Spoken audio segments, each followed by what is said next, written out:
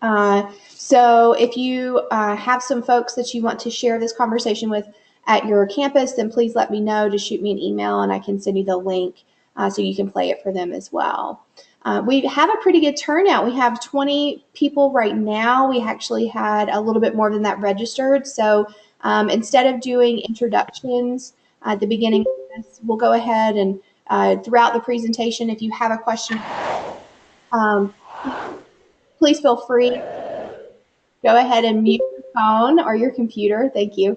But type the question in the chat box, and you'll see the chat box in your GoToMeeting control panel at the bottom normally underneath the webcam section. And if you just want to enter those questions there, then we can also find out who you are, what institution you're with, and we'll use that as a way to connect and find out who has joined us today. And we'll make sure that everybody if you would like to connect with each other after the conversation, you can also send out contact information as well. So today's webinar is a really exciting one. I've had the pleasure to work with our grantees for a while, and of course, our mission is here on the slide. I just had a baby, so I'm a little partial to adorable parents with their babies. But we here at Trace for Youth Recovery and our founder, Stacey Mathewson, really kind of go back to the family system whenever we think about our mission and our vision and transforming campuses and communities across the country. So we also really like the definition that SAMHSA uses for recovery. And for today's conversation, we're just going to keep it within the substance use disorder recovery realm. And if mental health is something that you are serving as well, we would love to find out how that co-occurring services are happening on your campus. But right now we're focusing primarily on substance use disorder. So the goals of this webinar series really came about through conversations last summer. We really found a gap in professional development for our collegiate recovery communities, especially for the newer ones, the emergent directors, coordinators, and then those of you that are part-time serving different roles on your campus. So we wanted to figure out a way to effectively bring some information to connect experts that are out there that have been doing this for a little while to new professionals, to offer support, to validate collegiate recovery by creating these webinar conversations. Hopefully we'll carry them into the national conference that we sponsor every year with the Association of Recovery in Higher Education.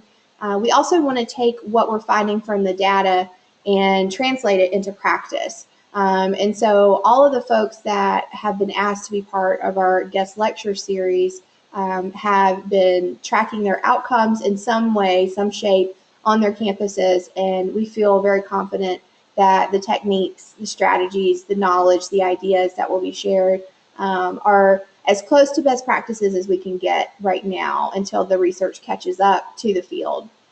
We also want to make sure that you guys are connecting with one another. And if you have not had the opportunity to check out the Association of Recovery in Higher Education, I encourage you to do that. The acronym is ARHE. They have an annual conference every year. It's a really nice way to continue the networking opportunities. And we just are a big supporter of their work, and we want to make sure that our technical assistance is setting you guys up for the rest of the year to really kind of culminate at that conference. We also want to make sure that we're evaluating current practices that are being conducted across the country and then strengthen the understanding just in general within the higher education field. And so we're taking this opportunity today to start with one of the most talked about conversations I've had with our over 160 grantees over the past several months is the recovery student recruitment and engagement piece. And that has been quite a struggle for a lot of campuses. And I, this is just the beginning of the conversation. I offer my continued ongoing technical assistance with you guys, but then also any information that you see in the presentations today. I'm sure that our guests will be able to do some one-off conversations with you if you have questions that aren't answered today. So again, if you do have any comments or questions throughout the next 30, 40 minutes or so, feel free to type those in the chat box, and I'll be checking it periodically. We'll stop and take a break to make sure that everybody is getting your needs met and your questions answered. But I'm going to go ahead and introduce our presenters. I'm very excited about these two. Angie Bryan is from the University of California, Santa Barbara, and she is a recovery specialist, recovery program manager for the alcohol and drug program. And she provides individual group therapy, manages collegiate recovery program. Angie founded Gauchos for recovery program in 2012 and has been highly involved with the collegiate recovery movement, both at the UC system and nationally. She has a BA in studio art from UC Irvine and a master's degree in education with an emphasis in counseling and student affairs from UCLA. She finished her second master's degree in clinical psychology at Antioch University and is a licensed marriage and family therapist. Angie has worked in a variety of mental health settings as well as other departments at UCSB, but her passion lies in helping students in recovery to thrive.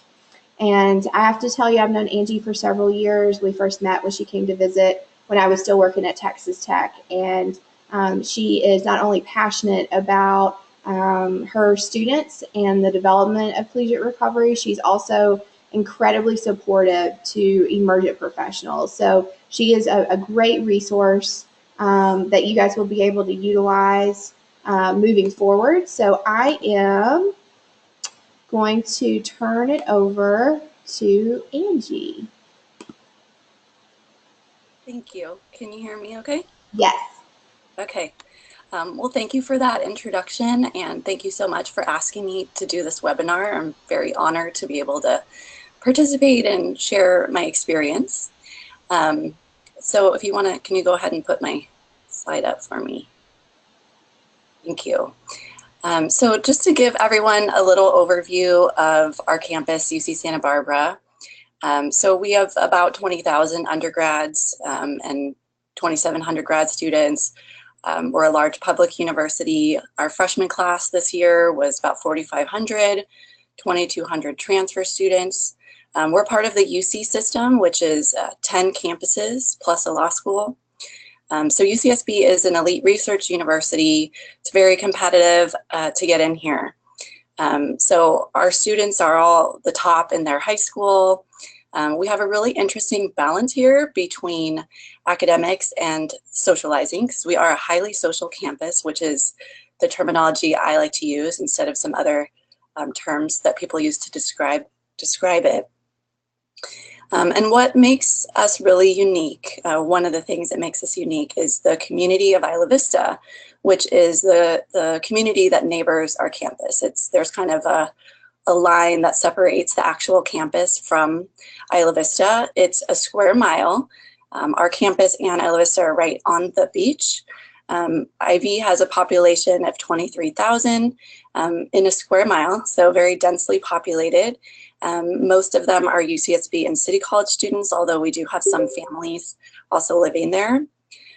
So this creates an interesting environment where socializing is very popular. You know, if you're on the beach and you're surrounded by all students, you know, makes it easy to party.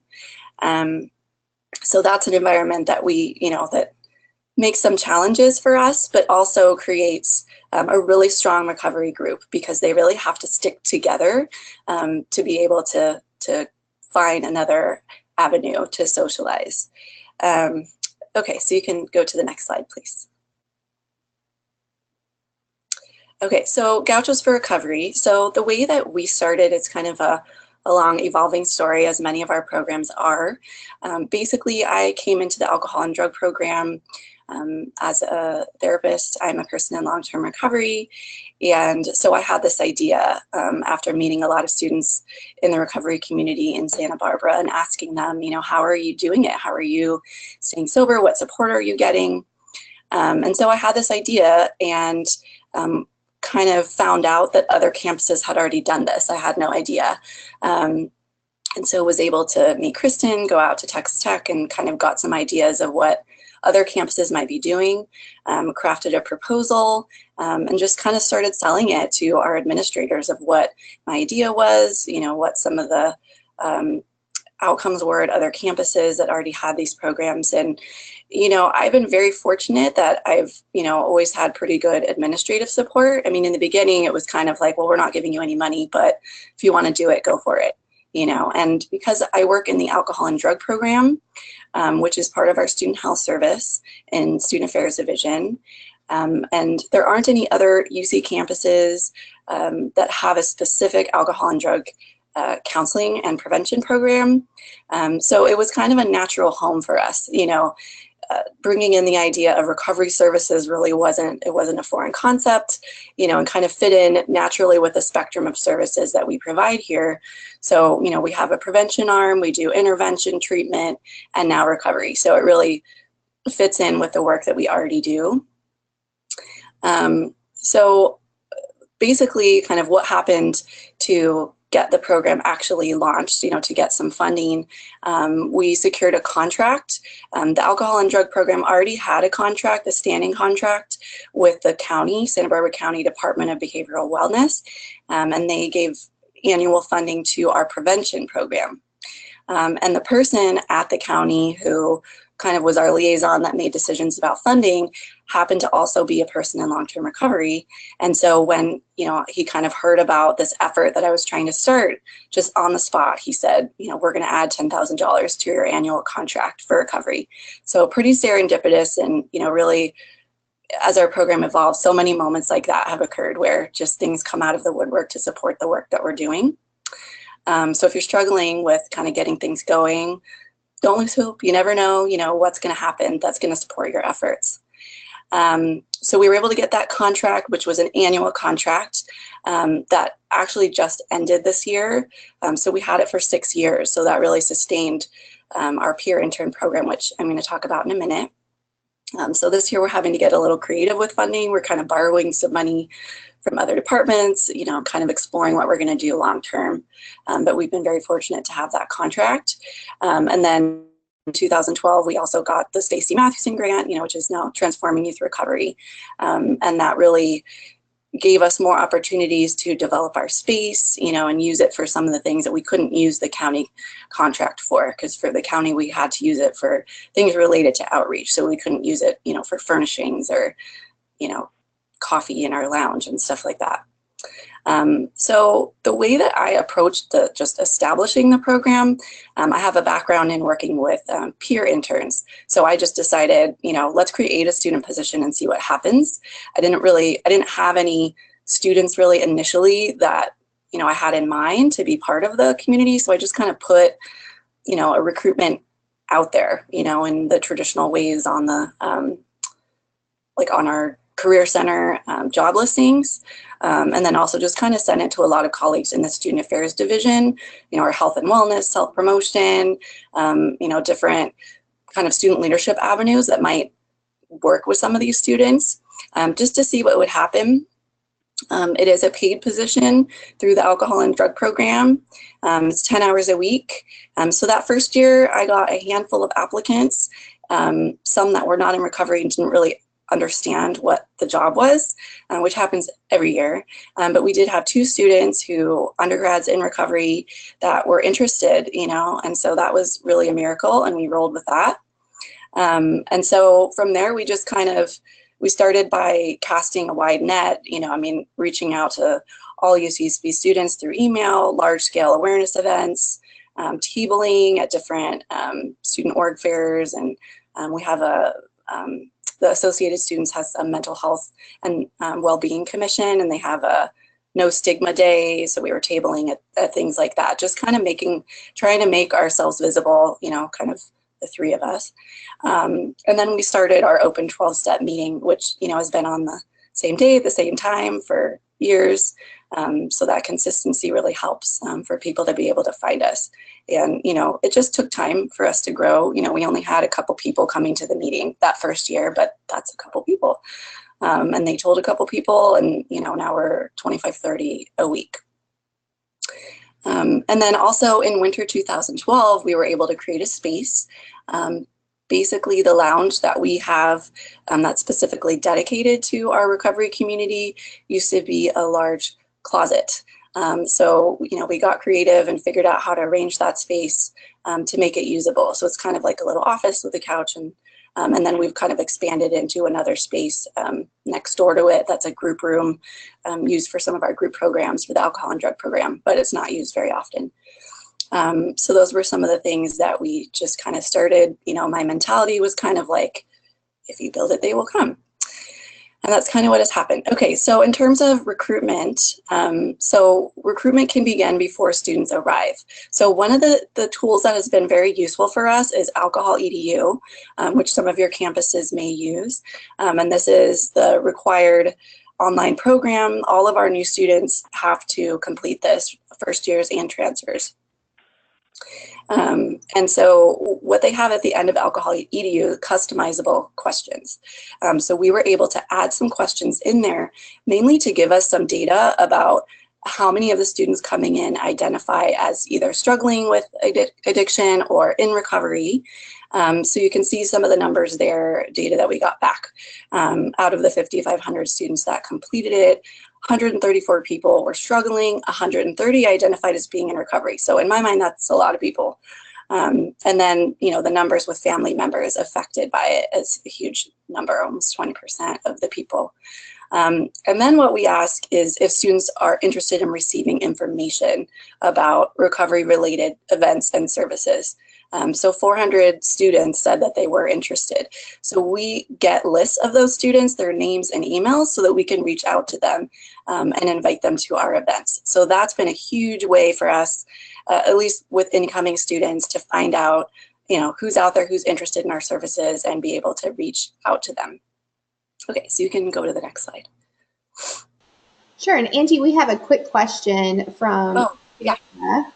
She wanted to know if you put in the job recruitment description that you were looking specifically for a student in recovery, or if you just opened it up to anybody who would like to apply.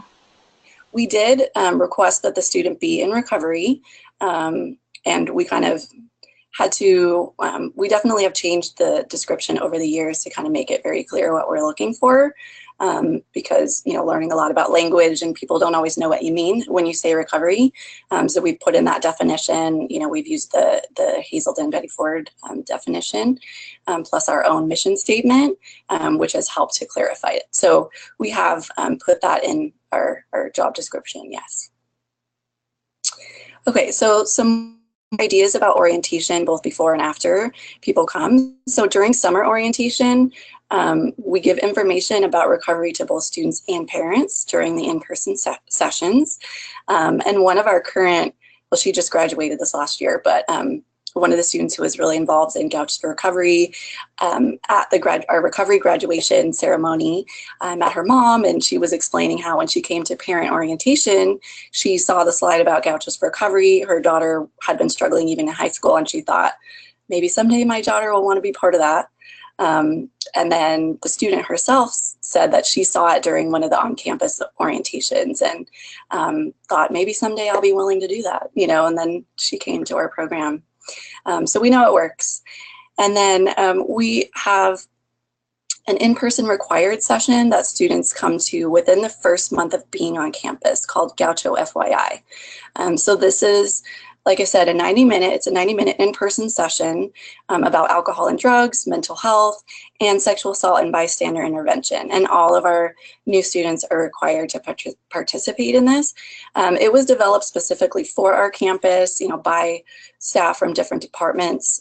And we mentioned the recovery program during this session. So this is another opportunity to reach students. So they're hearing about us multiple times when they're new to UCSB. Okay, so you can move to the next slide. Okay, so some of our ongoing recruitment methods, and I actually thought of a few more that just came to me as I was doing this, so hopefully I'll be able to add them to the slides if they get sent out so you can have that information. But the main thing I think is the recovery peer intern. So I mentioned a little bit about the job.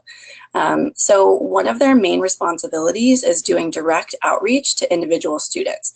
So we get referrals from the counseling center, student health, other counselors within the alcohol and drug program. So the process is that they send me an email saying, I have this student who's interested in outreach, and that's kind of the requirement, that the student has to be willing to share their first name and phone number and be willing to receive outreach, obviously for confidentiality reasons, and they have to be willing. And so that information gets passed to me, maybe just a brief snippet about their situation, but usually not much or anything at all. I pass that information on to one of my interns. They reach out within 24 hours, usually by text, just because that's, less threatening. Students can respond whenever they feel like it. Usually, they'll invite them to meet up for coffee, tell them about the meetings, arrange to meet them beforehand. They share their experience, strength, and hope with those students. And that has been incredibly powerful because a lot of, students who are getting help for, their struggles with alcohol and drug use just can't imagine life in recovery. They don't know how they would even do it. They can't even picture it. And so being able to meet with students, with the students in recovery, hear about their experience, hear about the community, it's just been so powerful. And a lot of the new students that come to our meeting and get involved in our community, that's how they came in. So, really that is probably the most effective way that we actually get students who are committed and engaged in our program because they really want that support. So that's been huge. And then we've also expanded our program, and especially in the last year or two, to meet diverse student needs. So as a program, we support all pathways to recovery. I would say the majority of the students who are involved are heavily into 12th step, which is awesome. But we know that's not for everybody. And so we've wanted to kind of offer different things to meet different student needs. So we have a smart recovery meeting now. We also have one of our recovery peer interns is a graduate student this year, which is great because we do have a lot of graduate students who are either struggling or already in recovery. They're usually a little bit older, but they don't always feel like they want to use campus services. They're a little more independent. Maybe they don't live near campus or they don't feel comfortable interacting with undergrads. If they're TAs, they may not want to see, one of their students in the meeting. They might be concerned about that. So we have a specific grad student and non-traditional student 12-step meeting, which is run by our graduate peer intern, and the response has been really good. Students really feel like they're a little more open to that than coming to the regular 12-step meeting, which is mostly undergrads. We also have an Al-Anon meeting this year, and the alcohol and drug program has offered a therapy group for mostly adult children of alcoholics, but anyone with a loved one. Sometimes students come into those groups with their own struggles with alcohol and drug use and end up kind of being part of our program as well. We have used social media, traditional media. We've had lots of articles in our student newspapers over the years, which is really a mixed bag. It's great to have visibility. Sometimes they don't quite get the language right or the message right. We kind of dealt with that recently. But it seems like having that relationship with them is really important, and, helping them to learn as journalists about, how to portray, how to use the right language around addiction and recovery. So some other things that I thought of, is the way that we kind of target specific populations. We have a lot of transfer students in our program, which kind of makes sense. Students are taking a little bit longer to get here. Sometimes they're a little bit older than traditional age, and so we have a new transfer student center on campus, which I formed a relationship with their director. We had an open house over there. They had an open house, and we came and made announcements. Our students did a couple of office hours over there. So just to kind of be visible and let those students know that we exist. We do advertise in the on-campus housing as well. They have kind of a digital flyering kind of thing, which we do advertise there. And we also, in order to attract more of our graduate students, we've attended the Graduate Student Association meetings, and also the graduate division has a new person that's kind of like a wellness person. He's not working in a clinical role, but kind of like just the a support person for grad students to help get them connected to resources. So, you know, he's someone I've known for a long time, so we've really worked with him to make sure he knows about our resources and he can refer people to our peer counselors as well. And so we also speak in a lot of classes, we table, we participate in panels and presentations. And then we also have a large scale event called Recovery Week annually, which is kind of our big campus awareness campaign. We try to have some speakers that people might know in the general population. And then we've also partnered with Greek Life, which I feel has been really mutually beneficial. All of the Greek chapters are required to participate in a certain number of programs related to different topics. I think the topic is called wellness now, but basically they give credit to students who participate in certain programs, and you have to apply to get your program approved on that list. But so far they've approved all of the programs. So we just recently did, I think it was probably our 4th screening of anonymous people, and we had a good audience of Greeks because they come and someone from Greek Affairs comes and they all scan their ID cards to get credit for it. But, you know, whatever way we can get that message out there, you know, and be visible, that gets people in the door. Let's see. We also, because we're part of student health and all of our counselors are licensed clinicians, we all are on call for, you know, different times over at the main student health building. And so we do ESPERT, screening, brief intervention, referral to treatment, which means that, you know, if a clinician, if a medical provider is meeting with somebody, you know, for example, we have urgent care. If someone comes into the urgent care, you know, they fell off their skateboard when they were drinking, or, you know, each clinician, the medical providers will screen for alcohol and drug use. So if the student is willing to talk to someone, the counselor can go in that moment and talk to them. And so all of our counselors obviously are really familiar with GFR and the services, so they could make that link directly in the moment. So after they've had a really bad night, if something happened, you know, or if they talk about being willing to get support, because sometimes that gap in time can be a time when they might change their mind or think, oh, it's not that big a deal. So the more that we can also get in there in the moment and say, you know, if you're willing, will you meet with the counselor? Would you be willing to speak with one of our peers? Okay, so outside of campus, we're members in ARHE. We've had a couple of articles in Recovery Campus Magazine. So those are some really good ways just to be out there. And I know we get calls from parents, you know, from people all over the country who, you know, have seen our name in the directories and call asking for information. So that's been a really good way to recruit people.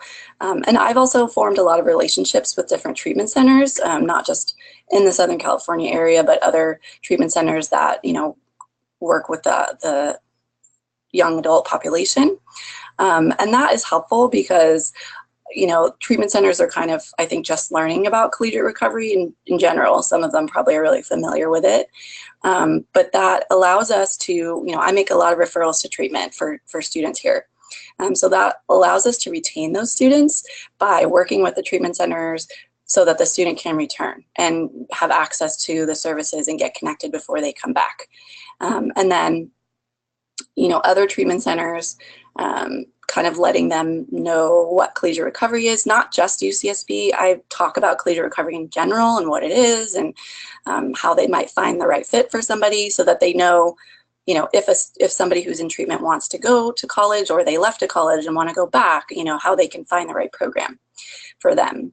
And so I am going to be speaking at a collegiate recovery fair down at a treatment center called Sober College in LA, which is basically for parents, prospective students, just really about, my talk is really about, you know, how do you find the right campus that has the right resources for you? So I'm really excited about that opportunity because I think getting into that, you know, high schoolers or people who are in treatment wanting to go to a supportive community. So next slide, I think. Sure, we have a couple of questions that came in. We've got one from Amanda. Have you received any pushback in terms of confidentiality or privacy, either from students or from the administration? Let's see, in terms of anonymity in the meetings, or probably referring to confidentiality reach out to a therapist or counselor. Have you had any pushback as far as that goes? No, and part of that I think is because whenever we reach out to a student, they are willing to have their information given to them, and we don't reveal any clinical information. So they agree to it, to have us reach out to them, and we don't disclose anything other than their name and phone number to the interns. So there's not a HIPAA concern or anything like that? No, because the student agrees to have that information released. Okay. And we also had another question from Sarah, who runs the Smart Recovery Group. Well, we have someone who is, she's a recovery coach, but she's a trained SMART facilitator. So people who run SMART Recovery are trained facilitators. They're not usually therapists. They're usually people in recovery, but who have gone through some kind of training to run the meeting. So she's a volunteer person from the community who I've known for a while that, offered to run this meeting. And then there's a student who also is trained that they kind of switch off running the meeting. So it's independent from Gauchos for Recovery. We give them the space and they run the meeting there, but I don't run the meeting and other students don't run the meeting. That's great. And just, we had a really great question from Jeannie also. How many students would you say per year are you recruiting from your outreach efforts? Well, I guess that depends on whether it's students who become kind of committed to our organization or students who come what? So, I mean, I would say, trying to think about how many, I would say we probably did in fall quarter, we're on the quarter system, we probably did peer outreach to about 20 students. Probably maybe a third of those either didn't respond to the outreach or just said, hey, thanks for the information, I'm good. I don't need anything else from you. Probably a third of them came to a meeting or met with a peer intern once and then didn't come back after that. And probably another third, continued to participate in the program. So 6 to 7 per quarter, and students, we don't keep formal membership roles in our community. So it's hard to say, we don't have like you're either a member or you're not. So students kind of come and go. So kind of how we measure engagement is, well, I'm going to get to that in the next thing. So I'll get to that in a second. Were there other questions? There is one more from Adam, but I think it's going to be a good one for you and Wood together. So we're going to save that one until the end and just go ahead and move on. Okay. Okay, so all right, so that question leads me to the next part, which is about maintaining engagement. And that's something we've struggled with because, like I said, we're not a membership-based organization. We welcome everyone. People kind of are involved, at some point when they really need the support. Other times they don't as much, so they kind of drift away and come back at different times.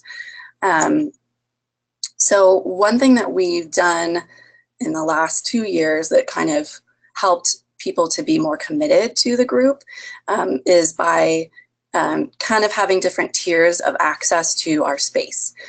So we have a Gauchos for Recovery student organization, which we created some leadership positions. So in the past, the peer interns have kind of run the student org. But they're paid staff, so they're obviously committed. So we were trying to figure out, how do we get other members of the organization to actually make a commitment to participate? So by giving them leadership positions that come with some perks also, that creates more commitment, among the other members of the group. So the level of access that they get to the space is contingent on how involved they are in the program. So our interns and our student leaders, our officers in the student org, get a key to the building. They get 24-hour access to the space. So that's a huge perk, to be able to use that.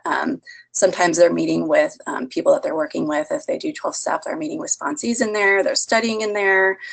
they're taking naps in there, you know, whatever it is that they need to do in that space. And for other members who don't take leadership positions, if they want to have access to the space during business hours, they have to sign a contract, kind of a commitment contract with me. They meet with me, and they're able to check out a key to open the space during business hours when our alcohol and drug program is open. There's somebody staffing a front desk to give out a key. So they're on a list of people that can check out the key. So the commitment contract is kind of like, well, they agree to follow the guidelines and protocol of the space, but they also kind of make a commitment to attend events and be involved. But I don't necessarily, there's not like a required number of events that they have to attend. You know, I'm not super rigid about that, you know, but more, you know, that they're active members in the group and they're participating in events and things, and they can use the space during the day. So I feel like those things have really helped. Because, you know, that has been a struggle for us as kind of an open organization, but that's created a little bit more commitment. And then we also do events that really foster strong relationships. So we do camping retreats twice a year. So there's a couple of times of the year where there tends to be a lot of socializing. In Isla Vista, we have Halloween is a big thing for us here, although it's really toned down in the last couple of years, which is great. And also there's an event in the spring quarter called Deltopia, which are kind of just like big street parties, more or less, in Isla Vista. So we do camping retreats on those 2 weekends to give people an alternative, a way to get out of town, but it also creates a really strong group of students. They go on road trips together, you know, and like I said earlier, one of my interns made this comment the other day, which I really loved, which was that, you know, because excuse me, because Isla Vista and UCSB, you know, they are highly social. It is a challenging environment, you know, to be in recovery here. But because of that, they have this really strong, tight-knit group because they have to rely on each other. So I really love that. And I try to, you know, we try to create opportunities to continue to foster those connections. We also have the Haven here in Isla Vista, which many of you have probably heard of before. They're a private organization, not affiliated with UCSB, but we're very connected to them. I mean, we basically asked them to come and consider establishing a house here because we really needed it. In Isla Vista, there just had to be a safe place for our students to live because, you know, we were losing a lot of students in terms of them going to treatment or leaving because they were struggling and not being able to come back because it just wasn't a safe place for them to be. So that's really helped as well. It is a small house, but it's kind of the second home, you know, so they're able to use our space a little bit closer to campus. And then a lot of times in the evenings, they're all over there, you know, all the students, not just the ones that live there. And so that's been another great addition that helps also maintain engagement because it gives them just that other kind of home away from home, you know, and place to live. So that's helpful. Okay, can go to the next. Or is that the end? Yeah. That's the end. Yeah, I think that's the end of your slide. So we have a couple more questions that came in during that portion as well, Angie. And I think I'm going to jump to this one that's specifically about the Haven because you just talked about it. This is from Ashton. Have you found that the Haven is cost prohibitive in any ways for students? And what other sober or recovery living arrangements are available? Yeah, so yes, the answer to that question is yes. It isn't cheap to live there, although they do give a lot of scholarships to our students. So as far as I understand, they haven't really made too much of a profit at our house here in Isla Vista. But yeah, that is definitely an issue that we're aware of. So that's actually, in terms of creating more sober environments for housing, that's something that we have been working on for years and really are making a push for it this year as demand is growing. Because there really aren't any supportive options on campus right now. So I just had a meeting this week actually with someone who runs well, it's now UC owned, the University of California owns it, but it's privately managed. So it was previously owned by a company, got bought by the university, but they still manage it. So it's kind of, they have a few different styles of buildings, but they have a lot of flexibility in terms of how many units are, you know, sober units. And he was very open. I mean, who wouldn't want to have sober students living in your complex, you know? So, so we're kind of crafting some language around that as, you know, what does it mean to live in that community? What, you know, the standards are going to be different. How do we enforce that, you know? So I'm really excited about that partnership to be able to offer another alternative for students, which, you know, hopefully also will be a little bit less expensive than the Haven, and, you know, not a sober living, but just a substance-free space. We've been working with our community housing office, which helps people to find resources for housing in the community, not campus owned. They have kind of a Craigslist sort of thing where people can just find each other to get apartments together, or if they have an opening in their apartment. So we've created basically a filter for substance-free / you know, recovery, so that people can find each other in that way as well if they're looking for housing. Trying to think of it. We had our first ever substance-free housing mixer that we advertised as a way for students to find each other, because really now, I mean, actually January, February is the time when students are signing up for housing for next year. So we market it as not just for students in recovery, but anyone who's interested in a substance-free lifestyle, so that they could, you know, find each other. And then our community housing office was there so that they could answer questions about, you know, what options are available. So we're working on creating kind of different levels of housing options. So, you know, the Haven is one thing that, you know, a lot of students really need, you know, but not everyone needs that, or they might, you know, kind of graduate from that and want a different level of support or just a substance-free environment. So we're kind of just really focused on that and bringing in some more options. That's great. Thank you so much, Angie. That was wonderful. We're going to go ahead and save the last two questions that are still in the box for the end, and I'm going to kick it over to Wood and just quickly tell you a little bit about Wood. He's not only very dapper every time I see him, but he is a very accomplished licensed independent social worker in clinical practice who received his master's in social work from the University of South Carolina. He worked as a medical social worker at MUSC from 04 to 09 in the infectious disease clinic under Ryan White Care Act. He transitioned to the Charleston Center from 2010 to 2013, where he was an inpatient counselor in the transitional care unit that helped those struggling with addiction. In 2013, he became a clinical instructor at the Center for Drug and Alcohol Programs at MUSC, where he was a clinician in their intensive outpatient program. Wood was then hired in the fall of 2016 after some efforts from a former Georgia Southern student, which is the program that I helped start. And I know you're going to talk about Steve in a little bit. It was actually hired by his alma mater. He's a graduate of College of Charleston to be the school's first director of Collegiate Recovery. And it's a program that helps recovering college students stay sober and navigate their time in school while in recovery. So, Wood, make sure you're off mute, and I'm going to turn it over to you. Hey, thanks, Kristen. Can y'all hear me okay? Yes. Yep. Great. Hey, I really appreciate being here today, and I just learned a lot, so hopefully I can deliver some info. So we're in our third semester on campus as a collegiate recovery program, and this is a little bit about our school. Our enrollment, undergrad and grad, right around 11,000.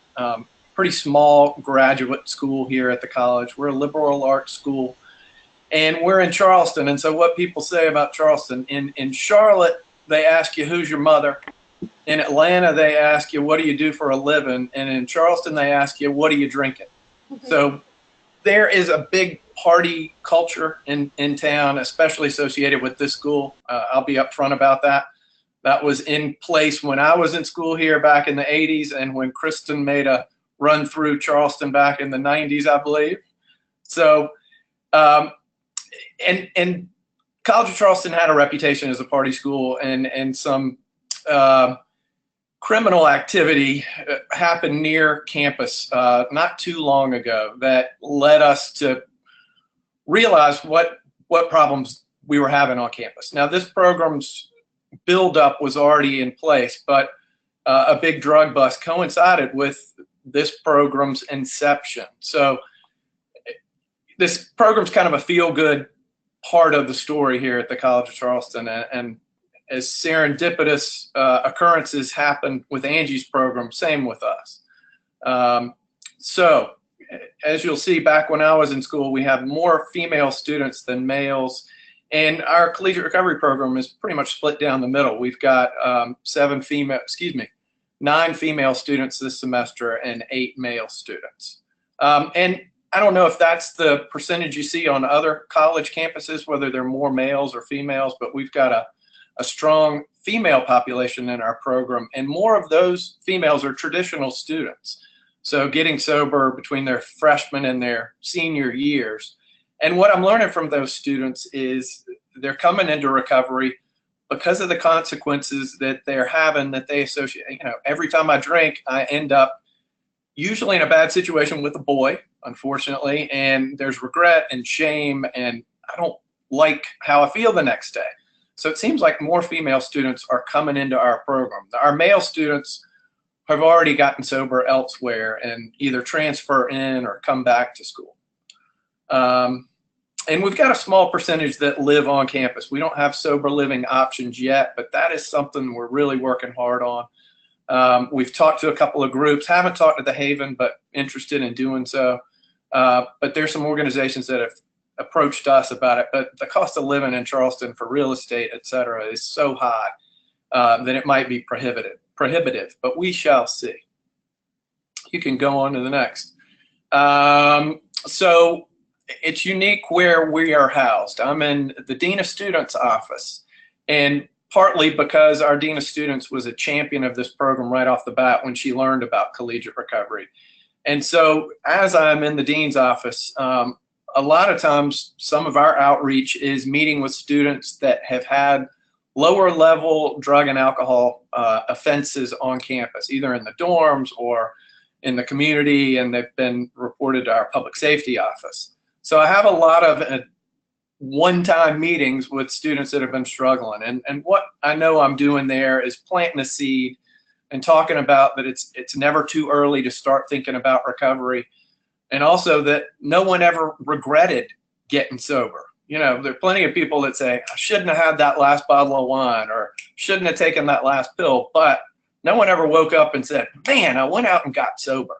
You know, it's a good decision to make that call, and we're trying to promote that with our program here. Often I will have my students come into those sessions with the disciplinary cases that I hear, and I just sit back and watch our students talk to a peer, and that seems to be where the attraction comes in. We've got a lounge here in our Stern Student Center, and I just found out about 3 days ago that we're going to be moving to a more 24-hour access space over in one of our classroom buildings, and so that's going to be exciting. It's a little bit bigger.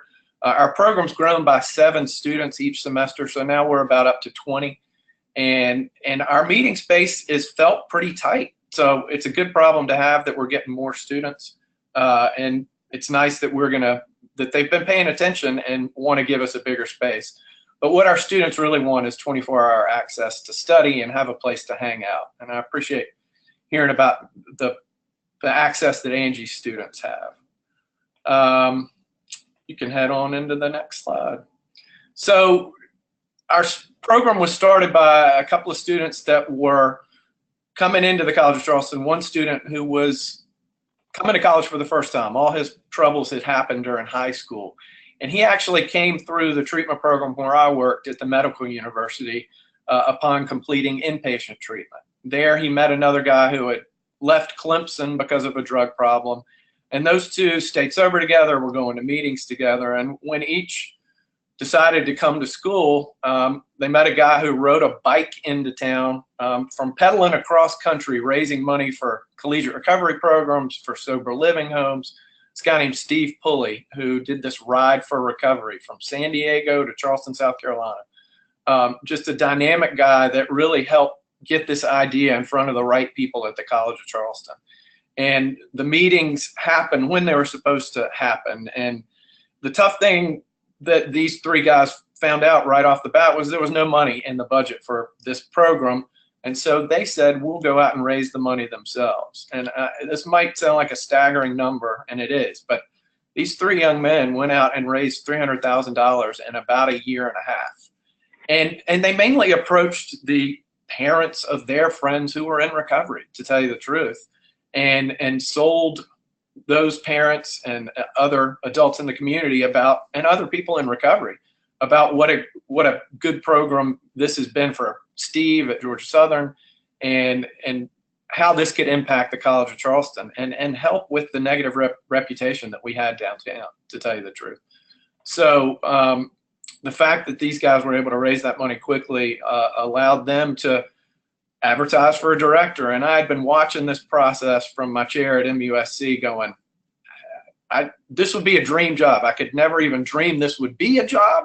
But the fact I'm a person in long-term recovery, I've been working in treatment centers, and I was ready to work with people that were dedicated to being in recovery. I was getting to that burnout place where the treatment center where I worked, a whole lot of people that were there just wanted to be there to get people off their back, to get Suboxone, et cetera. So this is neat that I get to work with students who want to be sober every day. And some of the funding came from TYR and then from our State Department of Alcohol and Other Drugs of Abuse Services. So that private funding with some of the grants we were able to apply for has been super helpful. And you can move on, Kristen. All right. So besides meeting with students who have gotten in trouble, one of the things we do at the beginning of each semester is we encourage our students to wear College of Charleston gear to recovery meetings. I'm going to show y'all the kind of listing of recovery meetings in the Charleston area, and it unfolds like an accordion. I mean, we have front and back hundreds of 12-step AA meetings in the Tri-County area. And my theory is people like to drink near the water. Charleston's a beautiful place. A lot of people enjoy drinking next to the beach or on the marshes. Well, a whole lot of those folks end up getting sober. And so we've got great recovery for young and old in Charleston. And as people are getting sober at younger and younger ages, they're finding their way into the rooms. And so our students are our best advertisers. And that's been something we really encourage them to do at the beginning of a semester, is wear your gear to a meeting and talk about the fact that you're at the college. You know, we don't promote the program in 12-step. We don't want to break any traditions, but we do encourage our students to live their recovery out loud about the fact they go to the College of Charleston. Hey, Wood. Yeah. Let me just jump in here real quick because we only have about 8 minutes left, and that's my bad because I took too long in the beginning to introduce everybody. But could you answer just a quick question regarding the recruitment from 12-step? If you are not a 12-step person yourself, right, you're a director or a coordinator, and you're trying to get these programs started, but you have no contacts in the 12-step community, how do you recruit from that population? That's a wonderful question, and it's not one we had to face, fortunately and unfortunately. I don't know that I have great ideas how to answer that question. You have any thoughts? I mean, being a sober guy myself, I knew a bunch of people in town. I've been sober around 20 years, and it was easy for me to talk amongst my population. Yeah, I mean, it's definitely come up several times, especially when we talk about the multiple pathways model, right? So there's other ways to get into recovery, but I think that 12-step has really been kind of the focus for communities for so long, and there's a huge population there normally in most cities and college towns. So I talk to counselors on campuses, I talk to other administrators and folks that are trying to get these programs started, and they just have no connection. So I usually tell folks to check in with your treatment centers that are nearby, if hopefully you have some, to see if they have any counselors or interns that are also in school.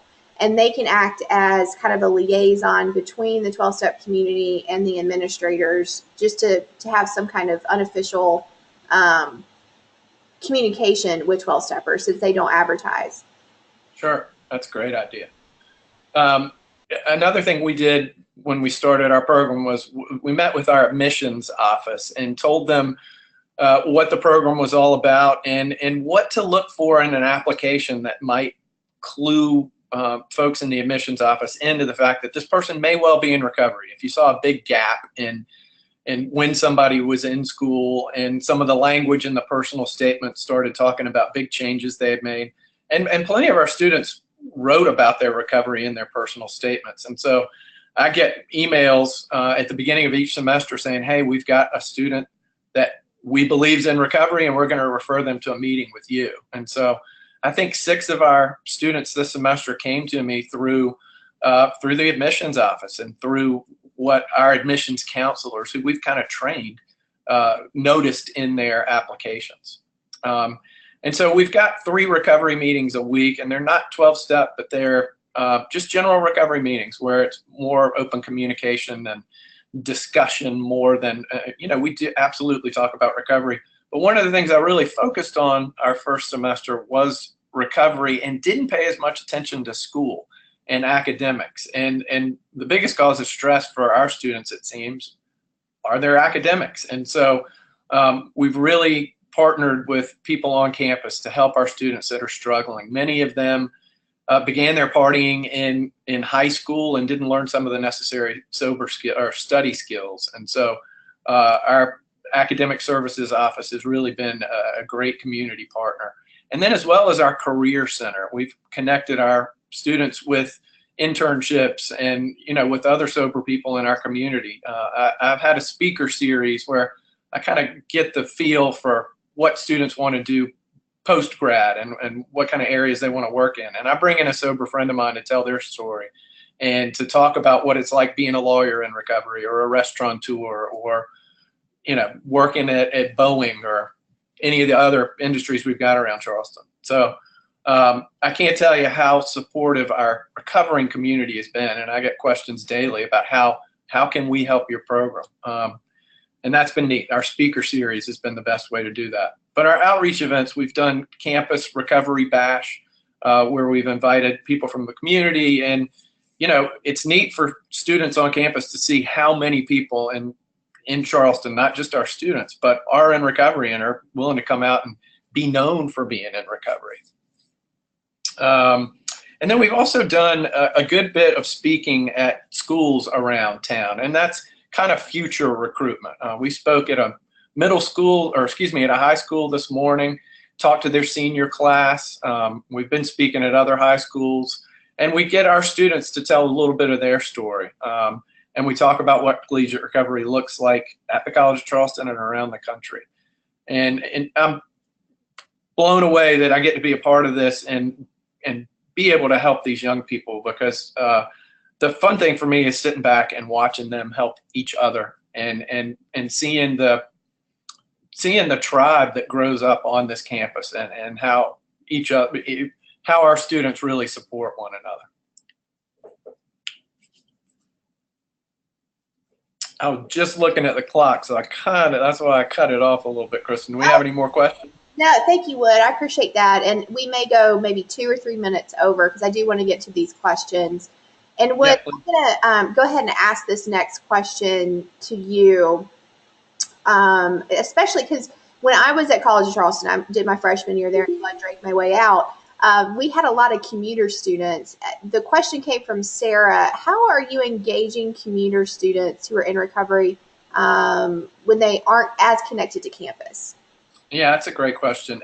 Our lounge has been the best way to keep students connected. I mean, it is just open kind of 8 to 5, but our commuter students come in and they will make our lounge their spot that they come and go from on campus. We've got computers in there and obviously a bunch of coffee and a refrigerator and a microwave. So that can be their home base. And that's been our most effective way to engage the commuter student. That's great. And then this is actually for you and for Angie, and we'll probably wrap up the conversation, unfortunately, with this last question. But do you have any advice to the folks that are on the call today about how to advocate for space on their campus? Great question. I mean, that was something that was in our first 2 goals for this program were to hire a director and have space. And they made that, the young men that helped start the program made that abundantly clear that this program likely wouldn't work unless we had space. And so the administrators heard that here. I wasn't around for those conversations to see if it was a tough sell or not, but it makes sense. you can usually find space on a college. I hope you can usually find space on a college campus. You know, we're in a converted conference room, but it's big enough and serves our purpose well. Angie, do you have any help for that? Yeah, I can speak to that. So one of the things that was helpful when I was kind of making a pitch to get a space was giving some examples of other campuses that had one. There weren't that many at the time, but I was able to visit one and took a lot of pictures and was able to come back and kind of paint the picture, well, give them literal pictures, you know, of what it looks like and why it's important and how that fosters community. And so I think that that really helped for them to, you know, it's always helpful when you're trying to propose something new if somebody else has already done it, you know, to say like, they've already done this and this is working. And then just getting creative, you know, space is not easy to come by, you know, on our campus and probably others too. So just kind of looking around and seeing kind of what is not being used. So like I said, for us, it was a closet. So we do, you know, in our alcohol and drug program, we have a space that we share with some other departments. But we had this closet that I kind of just had the vision for how could we make this a usable space. So that's what I mean by being creative, you know, that, you know, building a multi-million-dollar facility is probably not, you know, necessarily realistic in the beginning. But even if it's just a small little room, you know, it can provide that safe space for students and a place for them to gather. Absolutely. Thank you so much.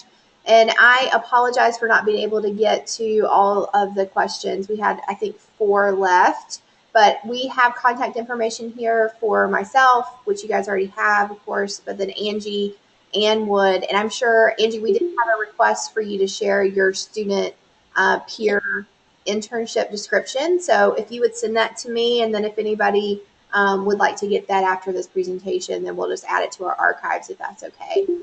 And then I want to remind everybody that we have more webinars coming up this semester. The next one is on the 28th, which is going to be a really dynamic conversation about choice in recovery, which is basically the many pathways conversation. So there's several different ways that people are entering recovery and sustaining recovery besides 12-step. So we're going to take a really in-depth look at those. And then, of course, the rest of the webinars are going to be just as dynamic as well. So I want to thank Angie and Wood so much. We had a great presentation from the West Coast and from the East Coast.